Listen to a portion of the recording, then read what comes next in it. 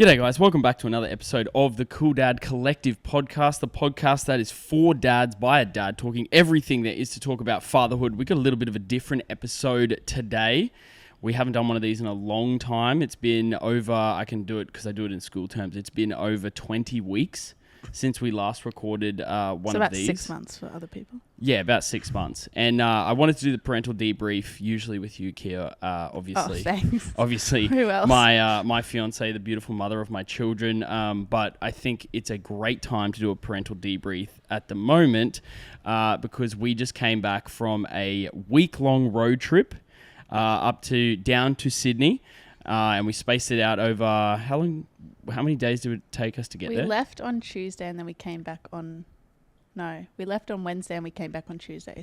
So that's 6 days, yeah. Yeah, pretty much a week. But the big thing was obviously 18 hours of driving. We decided to take your car, which is a small two-door convertible Audi, Beautiful. an absolute man machine. It screams manhood and testosterone. But we decided to do that. It's more fuel efficient. I think you were pretty stoked with the fuel efficiency of your car. Yes, that was my highlight. It got 850 Ks on the tank. I was very excited as a car enthusiast myself. Are you a car enthusiast now? I am. I've always been a car enthusiast. Okay, that's good to know. Yeah. I like that. I love I'm my learning. car. Yeah, you do My love car your car. is my baby. And we've had some chats about the car, but overall we have decided to keep the two-door convertible car with the kids. That was never a question that we never were a going question. to. Your car was going to go. Yeah, my car was going to go. You know, it was definitely a better decision because my car's not functional at all. The 4-door Tucson, definitely more space, but it's okay. It doesn't matter. That's not what we're talking about. We're talking about the road trip. So, I guess leading into it, and we've probably discussed this a little bit, but leading into it, any nerves? What were the pre-road trip nerves? I think from both of us, but I want to hear yours first. Nerves. Oh, to be honest, not really. Oh, well, actually, to be honest, the main nerve was the car. I was just worried that the tires were going to pop on the motorway. But you got that checked and before we went, and the guy was a bit like, why are you doing this? Pretty much, yeah. But yeah, with regards to the kids, I wasn't too worried because they're usually pretty good in the car, which they were majority of the trip, except for probably like the last few hours back. Last 4 hours was hell. It wasn't that bad though, in comparison to what we've had previously. I remember one time we went to Coffs Harbour, and I can't remember if it was Skylar. It would have been, I think it was Summer or Skylar. I can't remember who was really young. They were like under 6 months old. It would have been Summer. And I just remembered them screaming for ages. And there's a real difference between a little baby screaming, which is really hard, versus older kids crying, which ours are.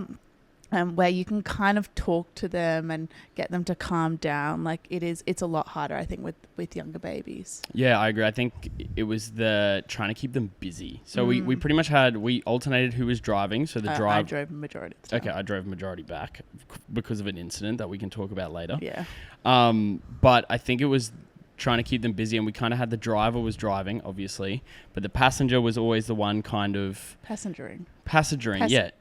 Passenger princess. No, it wasn't passenger princess. It was like passenger slave. Snack guy. Yes, snack guy. And I there was times where I was getting really kind of annoyed because we burned through our snacks very, very quickly. They were snacks that weren't designed to be nutritious, although you bought some nutritious snacks. They were designed to distract the kids. They weren't that unnutritious. Yeah, well... Oh, well, actually, maybe some of your snacks, yeah, probably. Why is it always my snacks that you say are not nutritious? My snacks are fun. Yeah, your fun I have snacks. fun snacks. I have snacks that are actually going to fill up the kids. Yeah, well, you know, each to their own, I guess. I think going into it, I was probably most nervous actually about Skylar being the eldest. We know that she gets bored of things very, very quickly. And I think once the novelty wore off of the drive, because I think the drive to the coast... No, I think she was fine majority of the way. Yeah. You know what helped? Yeah. We have this Bluey road trip book that we read. Yes. And we read it a lot. It's like Summer loves Bluey. It's one of their favorite books. And the girls were like, they were just so excited about going on a road trip. I think because they knew what it was because of the Bluey book. And they were very excited when they saw grey nomads. Yeah. Because that's featured in the book. Yeah, and we did draw a lot of attention to the grey nomads, even if the nomads weren't grey, which we found out when we got to Port Macquarie. We had a bit of a situation in Port Macquarie where Skylar was identifying the grey nomads, and this old, well, he wasn't even that old. He was probably like, what? He was in his 50s. He wasn't You that reckon? old. I thought he was like 40s. Oh, I don't know. okay, He wasn't just driving past in his, with his caravan. Yeah, I wouldn't say he was old enough to be considered grey. No. And he had his window open, and Skylar was obviously riding a scooter and yelled very audibly, "Hey, Dad, look at the grey nomad." And this bloke had his window open, and he turned and he goes, "Well, I'm not that old." And that was one of the funniest things ever. And I had to explain to Skylar, like, "Hey, let's just ease up on the volume with the grey nomads." But yeah, so I went to Yamba first, which is beautiful. Yamba's amazing. And on the way down, we sort of stayed one night per place, which is kind of good because we sort of broke up the daily driving to about 3 hours. Yeah. Which I think was really good. Yeah, so it's 3 hours to Yamba, then 3 hours to Port Macquarie, then 4.5 to Sydney. Yep. Yeah. And we do you want to talk about our Yamba accommodation? Yes, I was just about to say the Yamba accommodation. Our standard dad situation where we booked a lot of our accommodation, we can say this now, where we just said it was 2 adults and we'd pretty much just sneak the kids in. God knows why we'd have to pay for the kids anyway, because Skylar's 4 and Summer's 2. And they sleep in our bed anyway. And they sleep in our bed anyway. They're literally nothing else, but it was upwards of like $100 extra for every kid we added. Yeah. So we did do a little bit of a dodgy there, but with that being said, we did walk into, I would call it a shoebox, but I think a shoebox is probably being very generous. It was small. It was like 3 by 3, I swear. It was very small. Yeah. And the bed it's a double bed, but it was definitely... It was barely a double. Barely a double bed, and all 4 of us were in it. Yeah. And when you say all 4 of us were in it, I'm assuming you're using that term very loosely. Yes. Yes, because... Matt's was curled up at the end of the bed. Yes, I ended up taking up the dog residency of being curled up on the end of the bed. So not only was I copying kicks from the kids, I was also copying some pretty heavy body shots from you as well, which was really nice. It was very fun. Yeah, I was. Was that when I was sleeping? Yeah, you are an active sleeper. I didn't even know if you slept. Like sometimes I don't know if you're awake or asleep. Yeah, it was. Oh no, you got that chair out and tried to sleep in the chair. Yeah, so I had the little occasional chair that was actually in the room and became more of a nuisance than anything else because it took up space. But yeah, I ended up trying to sleep with my legs on the bed and the chair on the end of the bed, kind of extending the bed.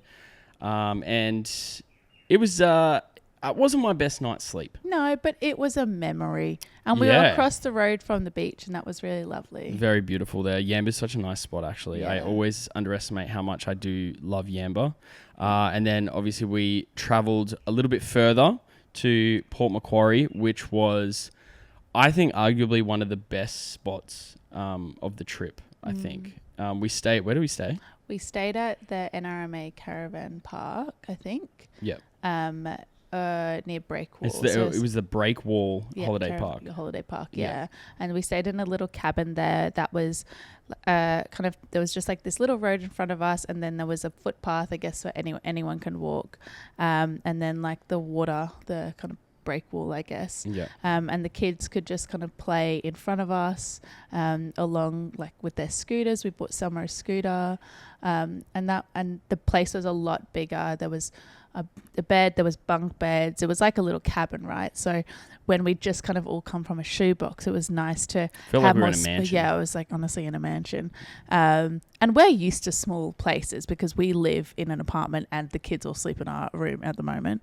But yeah, that was really nice. And we even got to have a little drink outside, which was luxurious. And the kids were playing inside. Like, it was one of the times where, and we kind of said this, where when you have kids 4 and 2 in that 2-year age gap, and look, we can't comment on other age gaps, but it's been really hard because they're close together, probably until maybe about 6 months ago, even maybe 12 months ago. Yeah. But like it's the older they get, the easier it's getting. Like, it was one of those times where I'm like, it's actually finally getting easier and not harder. Because like when you have your second, it gets substantially harder, and especially Skylar's very emotional, and so there was just a lot of emotions in those early times. Whereas like us having a little drink on the deck and the kids playing whatever Mummies and Babies, their favorite game. I didn't care what they were playing. Inside, like they have really good imaginary play.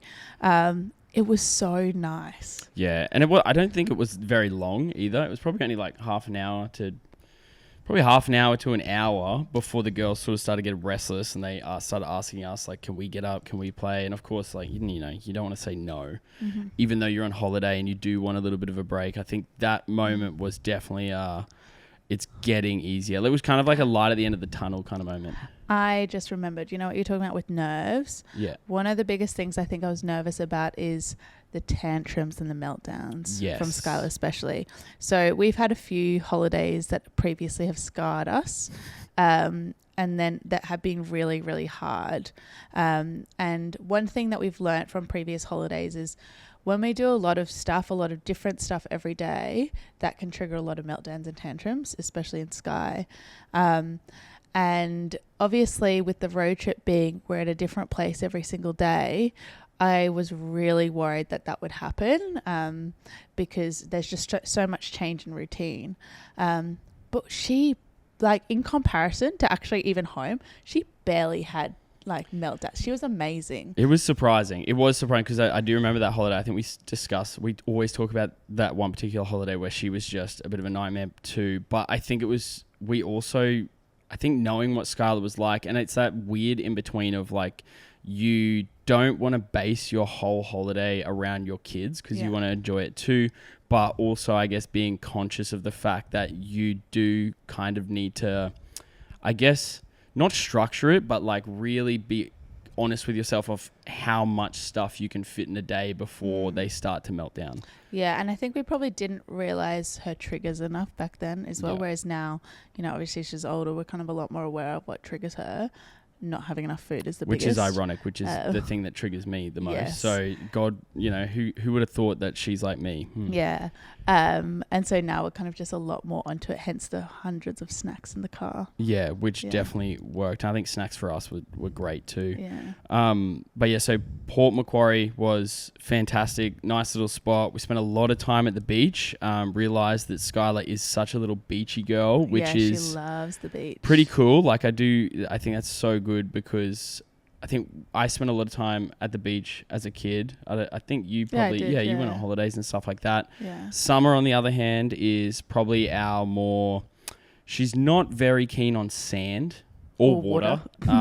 Which is a little bit of a complication at the beach. I think there was a couple. But she changed. Yeah, she did change at the end. There was a couple times probably in Port Macquarie where I was carrying her for, I felt like, the whole time. A long time, especially at the beach. She was very scared of the beach. Yeah, which makes sense. Yeah. But then we travelled on to Sydney, we had 4 hours to Sydney, which was actually not a bad drive either. No. Did we leave early that time? No. We left about midday. Yeah, that was okay.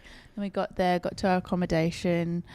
Again, we were probably a bit worried about the parking in Sydney, but it all worked out. Our accommodation was actually great. Really nice. We stayed about 600 metres away from where my best friend lives, who has my little godson, and we got to hang out with them a lot, which was so lovely. And we... Yeah, it was just close to shops and things like that. And I got to sleep on a couch. Matson got to sleep on a couch, like a fold-out couch. Fold-out couch. Well, I didn't fold it out because it would have been worse. But to be honest, I slept on a bunk bed in Port Macquarie. Yeah. I slept on the couch in Sydney. And I'm not complaining about any of this. It's not that different here. You sleep on a cot mattress sometimes. Yeah, you know, it's probably actually Where did you sleep last night? No, I slept in the girls' room. The girls' room. Yeah, I slept in the girls' room. They have a comfier bed than us. Yeah, I know. And they managed to sleep a lot, which is fantastic for me.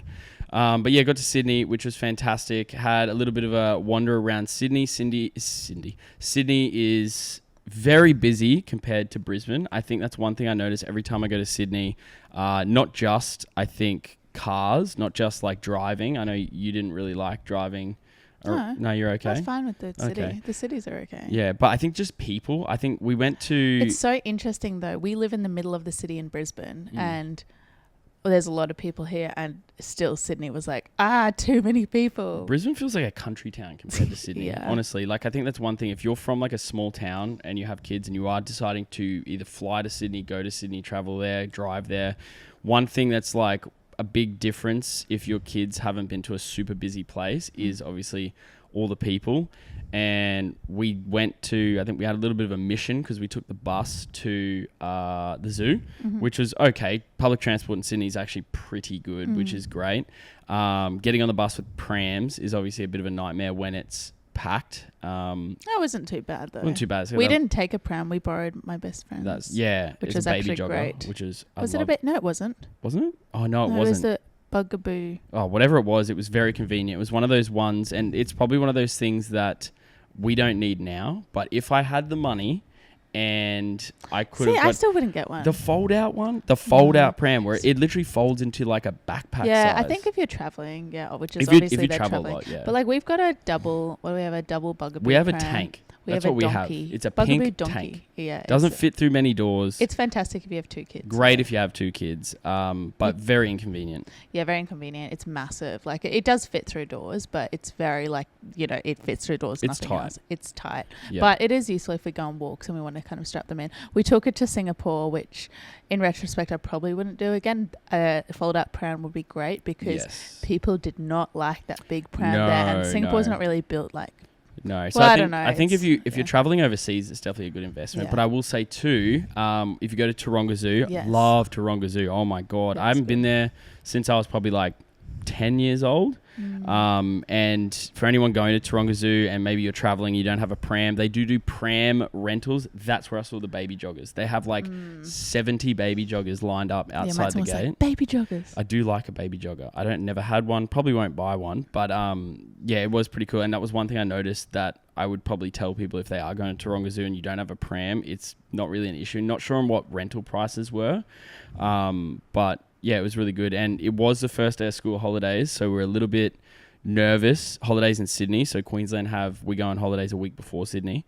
So we're a bit worried about how busy the zoo was, but I was pleasantly surprised that the zoo was... It was busy, but it was not busy by like any sort of busy standards. Like, you could go see everything. There was no lines. There was no like excessive crowds or anything. And like fairly affordable if your 4-year-old daughter knows that when we go places, and if you're under 3, it's free. Very good when she knows the drill, because Skylar was very good. She even suggested, it wasn't even me, she said, "Daddy, can you pick me up so I look like a baby?" And I said, "You're a fucking genius." Oh my God. That is so smart. We did that in Singapore, remember? Yeah, I remember doing that. And the guy literally came up to us and he was like, "Oh, how old are they?" I was like, 1 and 2. Yeah, she's just really tall for 2. Yeah, I don't know how we got away with that. She was 3 at the time though, yeah, so it's not she that was far. a little bit young. So went to the zoo. Zoo was phenomenal. Loved the zoo. The girls loved the zoo. I think one thing... Do you want to tell the story about Skylar running? Or no? Oh, running away. Yeah. Accidentally. Yeah, we did have a bit of a situation when we were stopping for lunch where Kiah was going to get food and drinks, and I had Summer and Skylar with me. And once again, it's one of those busy spots where Skylar, like, I usually trust her. I trust her so much. Not to do anything stupid, but my concern was I knew she was going to find you. I didn't know she had actually left. So she sort of wandered off, and I had my eye on her, and then I had to stop and give Summer something. I can't remember. And I looked up and she was gone. And there was a little bit of me where I was like, it's okay. She couldn't have gone far. I walked in the direction that that I'd seen her walk, and she got... I just couldn't see her. And I don't know if you heard... Did you hear me say, like, yelling? No. Okay, so I got a little bit nervous, and you can tell in, like, volume of, like, parents' voices on how concerned they are. So it started off as me, like, just saying her name. Then it got to a little bit of a, I don't know, more audible. And then I ended up almost getting to, like, a yell. And that was when... I think... Did you message me?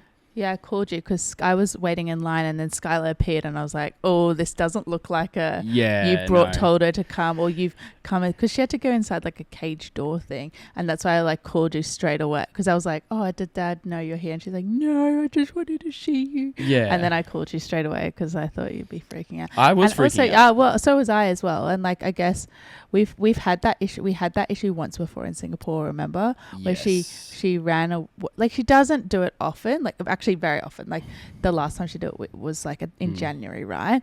But it's very, very scary, and it's she's not intentionally running off. She's just she just gets stuck on like I want mum, having a meltdown moment because she's hungry, and like just bolts to kind of find me, but doesn't think about what if I'm not there, and all the consequences. Yeah. And so look, we're the parents as well. It's also our fault. I know. My concern was I knew in my head I was like, I bet you she's going to try and find Kiah. My concern was that she couldn't find you, and in the process of finding you, she got lost. Yeah. Which is like, and I always laugh at you because whenever we go to like, I guess I wouldn't say big events because we don't go to many, but whenever we go to somewhere that's quite packed, you always like write your phone number on her arm. Well, to be fair, she knows my phone number now, which is pretty cool because I barely know your phone number. Well, we got those AirTag things that you can put on their arm as well. When we were in Singapore, we got a little they're like wristbands where you can put AirTags in them. So yeah, they look like watches. Yeah. But I think we left them there. Yeah, probably. I've lost my AirTag. Yeah, but we got through that, and I think that was a tough one for me because all like everything in my body wanted to get angry at her. And I don't think that would have been the correct response because I think she was already pretty flustered. Yeah, she was very... when you got to her, because I noticed when you were like, you need to have a chat to daddy now. And I remember I like looked at her and I was like, I don't even think there's any point me having a chat to her. I think the damage has been done. I think she's already terrified. So we kind of left it in that. I think I had a bit of a chat to her. I just told her she can't do that and that she needs to tell me where she's going, and that I was really, I think one of the best things to do is empathize, not even empathize, but like telling them how it made me feel. Yeah. Like I told her it made me feel scared and I thought I'd lost her, and I think I could see it in her face. I think she sort of registered like, oh, I know what that feeling's like. I don't want to do that to dads, which is really cool, I guess, as a parent, like when you see them understand emotions when they're being like told to them. So that was probably the only time we sort of had a little bit of an incident there. And I think it was really cool. One thing about holidays that I absolutely love, especially when you have kids, is, we went to the zoo. We don't go to zoos often, but I know that her seeing penguins and the seals at the seal show, there's something really cool about seeing your kids just light up when they're seeing something cool. Like for us, it's like, oh, it's a penguin, oh, it's a seal. Like we're kind of desensitized to it because we've been to, zoos before, but seeing her see them for the first time, that's such a parent win. I think that's anything related to like being a parent. I found like when we had kids, it gives you almost a newfound lease on life. Your things that weren't exciting are exciting for you now. Like, I don't know, going to a strawberry farm. The opera house. Skylar was obsessed with seeing the opera house, I think, from Finding Nemo. I think it's that. I don't actually know. I think it was before that because she knew about the opera house. It's on Bluey. Oh, maybe that's I think it might have been that. And then we did Nemo. And of course, with Nemo. And then she was like, opera house. She like literally, again, wanted to have a meltdown the first night because we said we couldn't go see the opera house because it was night. But so we went specifically after and got her little photo in front of the opera house, which she took to show and tell today. And the shells. And the shells she found some shells and she's very excited about that. But that was really nice. And I think one of the things that we sort of tossed up with when we were there is we didn't know whether, because we were going to go for afternoon drinks with obviously Dom and Ryan, who are our friends. And we were tossing up whether to go to an actual venue. And I think this is kind of like a really good hack. Well, not a hack, but like going to venues sometimes sounds relaxing. Like going somewhere for a drink or something like that sounds relaxing. It does. But when you have kids and it's a busy place and you're trying to sit them down at a table so you can sort of catch up with friends, it's a lot harder. It's horrible. There you go. I wasn't going to say it, but yeah. Yeah, I was going to say, going to a venue with kids, never. Just avoid at all costs. Even if there's a playground there. Like, playgrounds are great. That's like 15 minutes. But then, you got to watch the kids and you spend the whole time like making sure they're okay. And by the time you get to the end of the whatever you were doing, you realize you haven't even spoken to your friends that you've traveled so far for. So we ended up going down to Balmoral Beach, which was so good. Had a little picnic on the water. Had the AFL Grand Final on my phone, which was nice. Had a little snack platter down there. Went to the beach down there. I saw Cooper Cronk, which was pretty cool. Little footy reference there.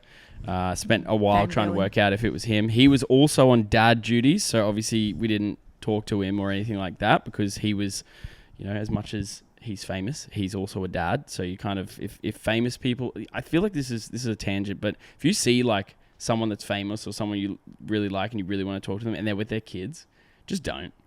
Like just leave them. Don't ask for a photo. It's But that was really good. Playground there, and then obviously went back and had to prepare for an early morning, which wasn't that early in the end. We said we wanted to leave by 4. Yeah, we left at 6 or 5:30.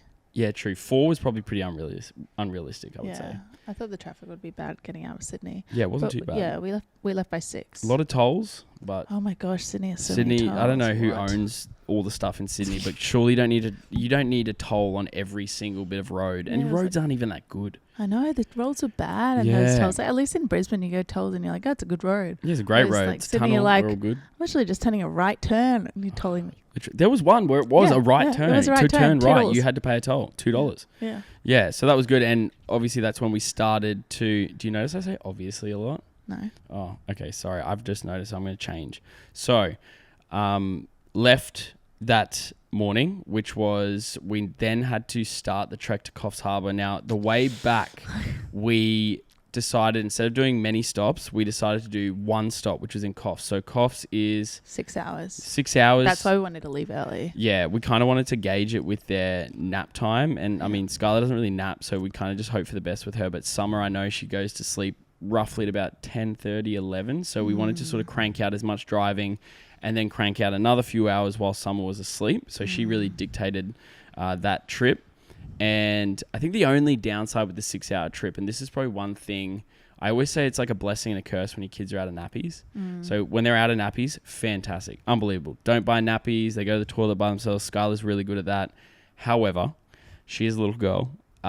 She was drinking a lot of water on the trip. So I reckon probably every hour or so, we probably had to stop and go to the toilet. Yeah. Which was probably super between fun. all of us, though. Yeah, and there was a couple places where we had to stop and go to public toilets, which were pretty dank. Yeah, except that robot toilet that spoke to you. Yeah, robot toilet. Yeah. That was kind of cool. It was in the middle of nowhere. So I had a lot of stops on the way back. There was probably a lot more, I guess, complaining. I know Skylar complained about her seatbelt a lot. Yeah. Well, do you want to talk about what happened? Yes. And was that on? That was before Coffs, wasn't it? Yeah. So about half an hour before Coffs, a car accident happened in front of us, which was pretty hectic. Yeah. Like a car flipped and rolled. There was no, like, I think we were first or second ones on the scene. We were second on the scene because there was a truck driver already there. Yep. No, I don't think a truck, just the other car. Was it another car? Okay. The truck was behind me. Yeah. So I was driving, and luckily, like, Matson was like, hey, there's something there. And then, like, you know, on the left side of the motorway, there's, like, this car that's on its side. And so we stop. I call 000. I wanted to get out of the car really badly because it was like a SUV that had crashed, and like your first instinct, and I don't know if this is me being a teacher or whatever, or just anyway, my first instinct when I saw like a family vehicle sort of flip over, I wanted to get out ASAP, and I remember running over with the truck driver and just yelling whether there were kids in the car and screaming, are there kids in the car, and the kids in the car. And we heard like the guy's voice, who was obviously, both of the guys in the car were still like, you know, they're still awake, which was a definite positive.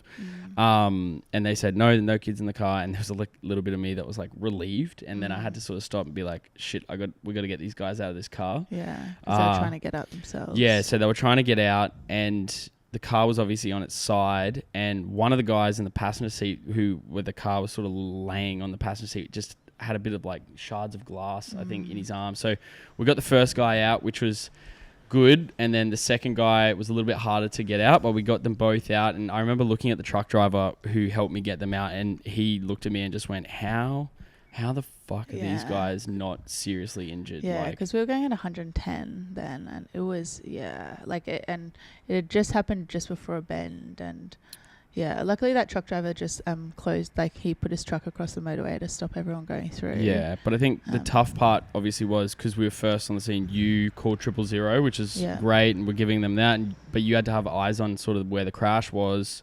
So you were trying to do that.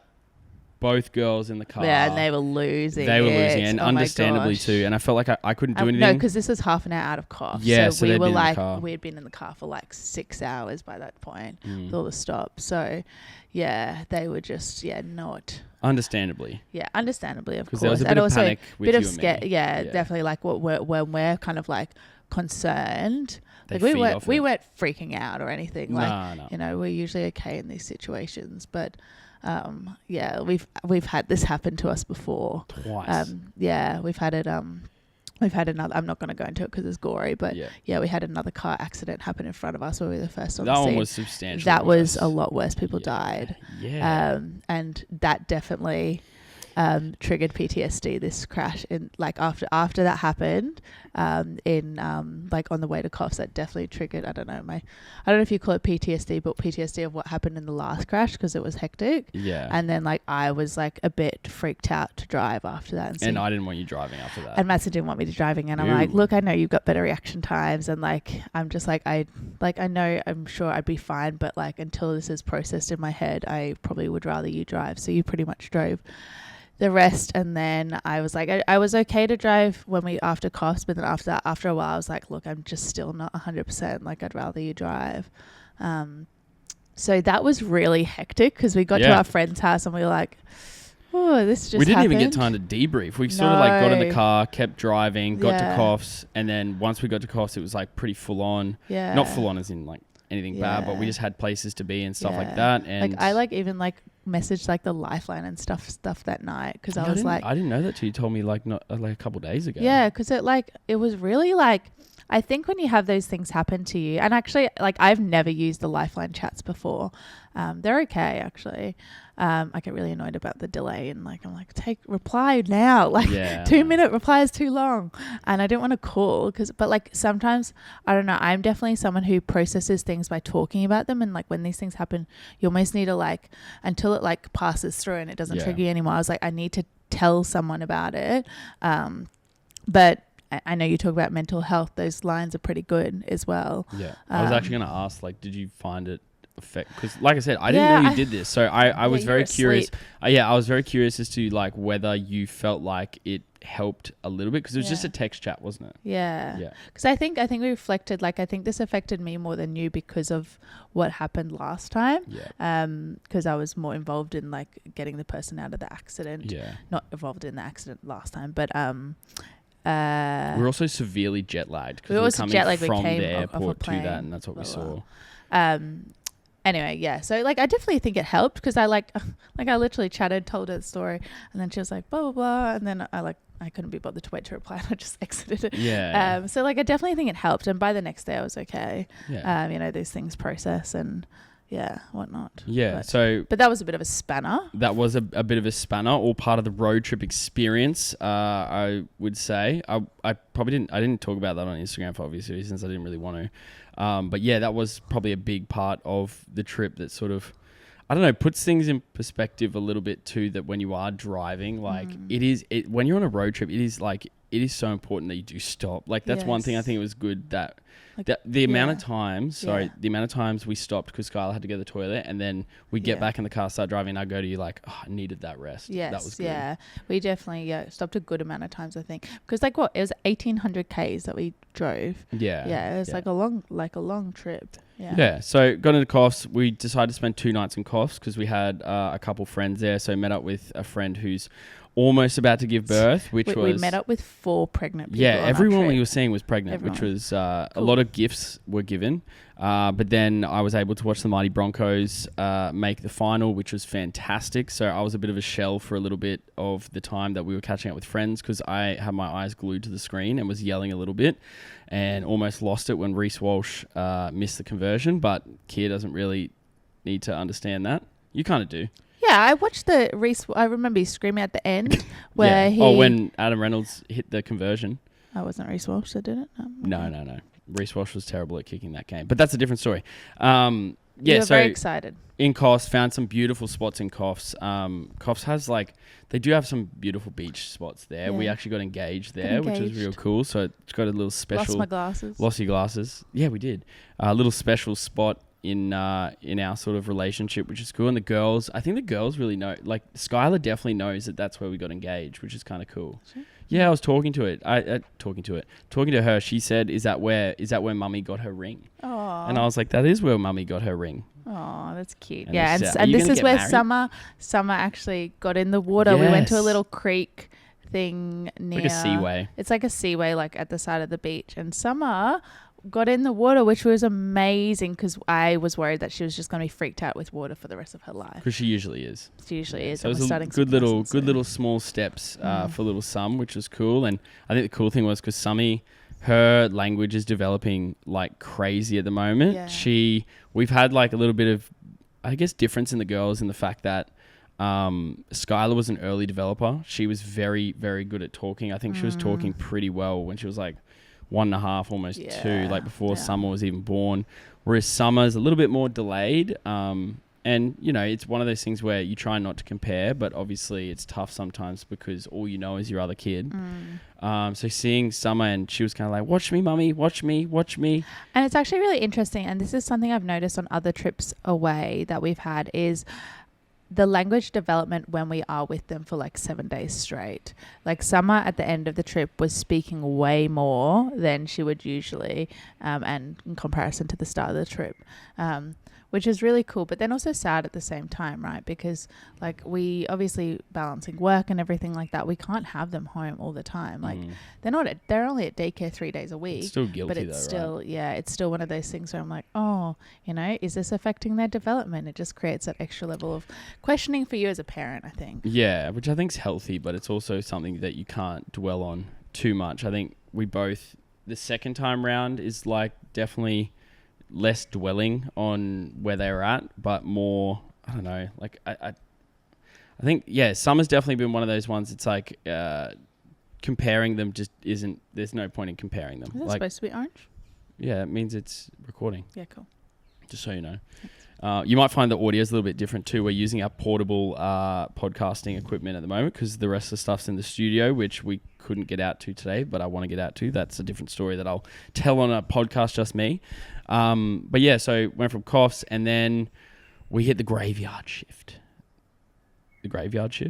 The last 4 hours. Oh, okay. Last 4 hours. We didn't go at night. No, we didn't go at night, but I think that's good. You put 2 and 2 together of the graveyard shift. But last 4 hours, and I think this was coupled with the fact that you and I really wanted to get home too. Yes. Like, I think really wanting to get home, you count the minutes a little bit more. Yeah. And there was probably a passage of like maybe an hour or so where they were alternating who was crying. Yeah, that was hard. Yeah. I think kind of by that time they'd been in the car a lot. Like we did have 2 days at coughs, which was good. We left pretty early, not as early as we'd want. We left in line with, I think, Summer's 7. nap time. So did we leave at 7? Probably like 8, 9 really. Did we? We got home at 2.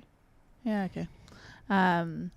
Yeah, so that was just a bit hard. And like, you know, when you like over it, do a trip and you're like, I just want to get home and get into normality. That trip from the border to our house was so long because obviously Brisbane or Queensland, probably that area of the coast, I don't know how long, if you've ever driven from Brisbane to the Gold Coast or Gold Coast to Brisbane, I don't know how long they've been working on that highway, but there is always a traffic jam. And we were coming through there at like midday on a Tuesday. Yeah. And there was still traffic. And I was just remember sitting there, and I guess because it's more like stop start, yeah, you really feel the girls crying in the back. Yes. Well, we got through it, and it was a really good trip. I loved it. I think road trips are a different type of holiday. Yeah. Like being in the car. We've never done them before. No, and I even loved like just sitting. There was times in the car where they were both asleep and you and I actually got to chat. That's what I think actually regenerated us. I think actually if we spent 7 days somewhere, I think that would be more exhausting because when they're in the car and they're strapped in, we have time to talk. They usually go to sleep. Yeah. And I actually think that was really...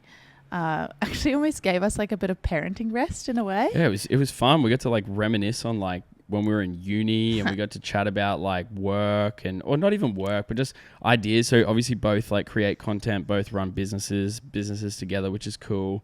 And I think talking about ideas and stuff was like mad in the car. Like I really like that. Like you had some ideas for me, and I actually found I didn't film as much on the holiday as I probably planned to. I think it was after the first day. You kind of have to make a decision, especially when you create content it's exhausting creating content sometimes, like filming things, because I am definitely someone who actually hates being on my phone despite being on my phone. And so there was times where I just wanted to enjoy the holiday, and I felt that a lot in Port Macquarie as well. So I didn't get much content out of it, but memory wise, it was amazing. I actually had so much fun. It was such a good trip, and I I was someone who, when you said we were going to Sydney, going for a drive to Sydney, I remember thinking like, oh, really? Like, do we have to? Did I tell you that? You were always after. Every time I've ever suggested it, you're always like, no. Yeah, because I don't even know why that is. I don't know what it is. So long. I think because you're thinking going straight to Sydney. Yeah, I think for some reason I didn't sort of think that we were going to stop, but yeah, we did it. We're all safe. We're going to try do it annually, I think, at least. I think so, yeah. So we've got quite a few friends along the way, and we don't really get to see them as much because they live far away. And I want to do sort of like a podcasting one too, because there's a couple of people in Sydney that I have connected with that I would love to podcast in person with, but obviously have to do Zoom calls and stuff like that. Yeah, and I combine it with work as well. Yeah. So it works well, yeah. Yeah, which is great. But so overall, we're back now. I feel like we both had a bit of holiday fatigue, which is that's such a privileged thing to say, that we have fatigue from being on holiday. Oh, I don't think, actually, you know what? I don't think I had that because really? I think about like holidays. I feel like often they're either too long or too short. Like we were 5 weeks in Singapore, and at the end of that, I was like, I'm ready to go home. Too long, yeah. But like we did that because it was cheaper flights. And you were working there too. I was working there. Yeah. Whereas here, like, I actually felt like it was a good amount of time. I wouldn't have wanted any more longer, and I wouldn't have wanted any shorter. So actually, I think it was like perfect amount of time. Yeah, which is perfect. Okay, so we've been through the road trip. Yeah. Now, what is something, and these don't have to be kid related, right? What is something you learned? What are a couple of things you learned on the road trip? First thing is make sure you have a first aid kit in your car. Big one. That's a good one. After that happened, I was like, where is my first aid kit? It's in your car, I'm pretty sure, that my mum got me. Yep. So I want to get that back into my car. That was the first thing I learned. Second thing I learned was when we were in Yamba, I was very interested in all the random things that are around. It's really interesting at the beach in Yamba. They have those, what do you call them? Swivel shells? Yeah, the little circular, they're conch shells. They're like conch shells. I've never ever seen that in any other beach ever in the quantities that were in Yamba at that beach. Yeah. And I have no idea why. I still haven't looked it up, but it was amazing. They were so beautiful. And, you know, like you see a lot of normal shells at the beach in Australia. We've got great beaches and they're usually that, I guess, triangle shape. But these are all those like conch shells. And yeah, anyway, I thought that was so cool. I thought it was cool too, because the reason I thought it was cool is you were super excited about it. So to me, I was like, it's a fucking shell. But you were so excited about it, and Skylar was just feeding off your excitement. That was really cool. That was cool, yeah. I love Actually, that. I didn't learn anything, but I don't know. That's to learn how do they make those conch shells. The thing I did learn though is there was these weird jelly, like black jelly looking things on the beach, and they were mussels, and I've never seen mussels look like that before. I think too, around this whole situation that we were in where we saw all these things, we didn't plan it. Yeah. We didn't have anywhere to be. We didn't have a time constraint. We actually were down there for probably about an hour and a half just exploring the rock pools. And I think not planning everything, doing things spare of the moment sometimes, and not putting a time restriction on it. I think I told you about this. I did a podcast with Stainsy, and Stainsy were talking about walking to the park with his daughter. And he said, you know, you can always just get to the park. Like you can just get to the park as quickly as you can, or you can not put a time limit on it and just enjoy the journey. Enjoy there. the journey. Yeah. And I remember that's one thing that I think I'm really happy about with the podcast that I've learned from somebody else is it sounds so lame, but it's not always about the destination. It's about the journey, but also down to, you know, we could have just gone down there for 30 minutes and gone, right, let's go. You know, we got to get going. We got to get dinner. We just stayed down there for a lot longer, explored a couple things, and I think just watching the girls like touching the sea stuff and the shells and seeing the fish, it was a really happy moment for me. I think I remember you being like, why are you so quiet? And I was just like trying to tell you that like I'm quiet because I'm at peace. I'm happy. I'm very stoked that I can like there was a moment where I was standing back and just watching you with the girls like pointing things out and stuff, and I was just like, oh fuck yes. Like, I don't know what I did to deserve this, but this is so cool. Yeah, it was very nice. And I think that's very much our style of holiday. We are not planners. To our detriment sometimes. ADHDs. But like we do plan where we're staying at the last minute. But, you know, I think that flexibility is good. Like I I get really exhausted when we have a lot of things to do. Agreed. You don't want to definitely get the less fatigued thing- on holidays. Yeah, the less stuff we've got, the better. And we used to be like that when we traveled a lot as well in Japan, like just kind of exploring Get the up day. and go, see what Yeah, happens. it was just fun. Like I just Yeah. always loved that. Yeah. Yeah. I've got a couple things that Yeah, I've what did learned. you learn? Some of them are obviously parenting related, but some of them are not parenting related. So first one I learned, and I learned it because we listened to a lot of playlists and stuff like that. Pitbull is one of the greatest artists of our generation. I didn't think that. I never thought that. But Pitbull has a array of absolute slappers. We listen to it in the car. Just every 2 seconds, I'll be like, this song slaps. Pitbull. Yeah, great thing I learned. Other thing I learned, Incredibles. Oh, The best movie. and both of them. Both of them. Both the Incredible movies. Incredibles movies. I could just watch them on repeat. We watched them like 3 times each, and I did not get sick of them. I love them so much. They're a great parenting movie. I think seeing Mr. and Mrs. Incredible, the dynamic between them is very, very... It's very validating. It's very as an adult. relatable to, like, I think because both. So the first movie, I don't want to go into the movie, the premise, but is the dad, Mr. Incredible, working secretly, and obviously the mum being like stuck, like, what is he doing? And then the second movie follows it up with mum's going to work and dad's got to take care of the kids. And there was just a big highlight on like the difficulties of both. And I thought that was really relatable, and I never noticed it. I watched it now with the perspective of being a parent. Yeah, you always watch movies with the perspective of the age you are, I think. Yes. So I thought they were phenomenal. They're so good. Other one, picnics are some of my favorite methods of eating food. Yeah, we did a couple times where we just went to the shops, bought an array of things, and I even count this with cooking in our hotel. Yeah. So we had a kitchenette in our hotel, and I posted an Instagram story saying, if you're away on holidays, do you cook or do you go out for dinner? And a lot of people say like they go out for dinner because it's obviously on holidays. But there's something kind of cool about cooking, going down, getting some food, cooking some dinner that we'd usually have here, and having it in a hotel. Yeah, it was difficult though. Yeah, I know you didn't like it that much. Well, it was I okay. thought It was okay. It was cool. It's just like, ugh. Like, But- I would always rather cook than go out to dinner though.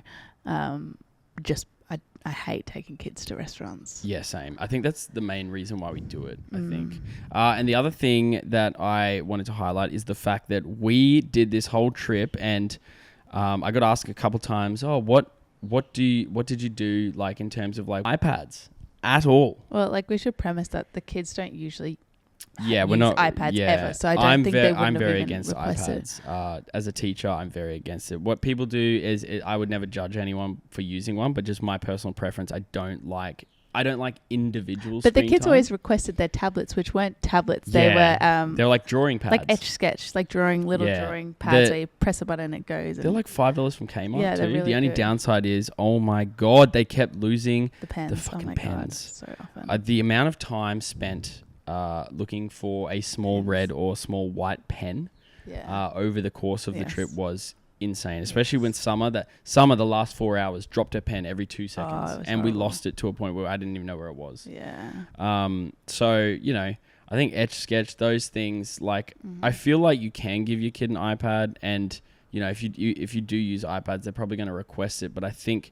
Depends on your kid. Yeah, you can power through it. It's like anything. It sucks at times, but for the most part, I think it's definitely a better thing. And I have this feeling that Skylar's probably going to be like you and gets car sick if she's looking at a screen. Yeah, I get very, very car sick. Yeah, so very good trip. I loved the trip. I loved the holiday. I'm so glad that you pressed to say we should do this car trip. I hate admitting you're right, but you were definitely right. I'm always right. We'll Got see. a cup that says always right. Yeah, I do, which I use more than you. So, you know, maybe we split difference on who's right all the time. But yeah, any other last things about the road trip that you think stick out to you? No? Not really. I would say if you're thinking about doing a road trip with your kids and you're on the fence about it, just do it. And get lots of snacks. Just do it. Get lots of snacks. Break the drive up. I would probably say 3 hours is a good level for our kids, but you know, other kids, you know, my best mate Reese did the Sydney trip in one go with his sons. But you know, he's a weapon of a dad, and his kids are amazing. So, you know, testament to him. But yeah, no, I had a really good time. Yeah, amazing. Awesome. Guys, you know what it is? It's a parental debrief between me and my beautiful fiancée, Kiah, the mother of my children, talking about our holiday. I hope you enjoyed it. Like I said, if you're thinking about doing a road trip, 100% do it.